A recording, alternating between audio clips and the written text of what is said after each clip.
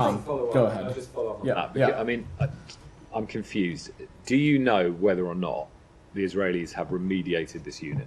That is essentially what we are engaging with them on as it relates to this. Again, I can say that in these 5 individual incidents of gross violations of human rights, or for 4 of these units, they have effectively remediated those violations, which is again something we expect and want from the countries that which we have security relationships with. It's what we expect of our partners. As it relates to this remaining unit, the government of Israel has submitted additional information. We are currently reviewing it, which is consistent with the memorandum of understanding we have with them.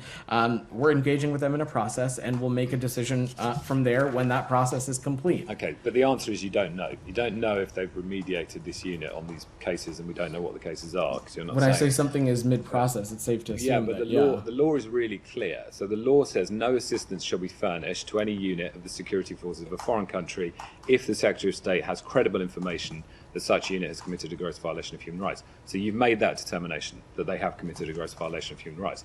The exception is that that prohibition shall not apply if the Secretary determines and reports to the appropriate congressional committees that the government of such country is taking effective steps to bring responsible members of security forces to justice. So has the Secretary notified Congress that they are taking effective steps? So I'm not No, because legal you or don't technical know, expert. and you've just said you don't know if they've remediated. So, I'm happy to check on the specifics of the legal process for but you, that Tom, is the and legal get back process. to So you. according to the legal process, you've determined that they have carried out gross violations of human rights, but you haven't determined they've remediated. And yet the Secretary said on April the 19th you had made the determinations.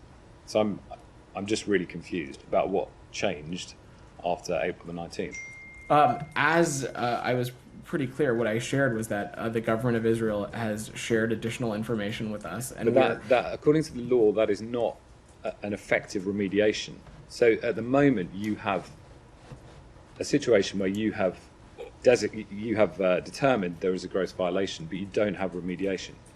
And I can't see any part of the law which says you might decide over a couple of days that it's been remediated and therefore keep the security assistance going.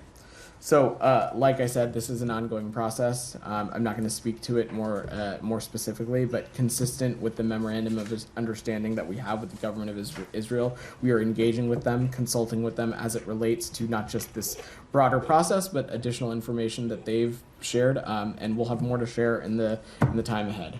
Saeed, go ahead. Thank you. Vedant, by the way,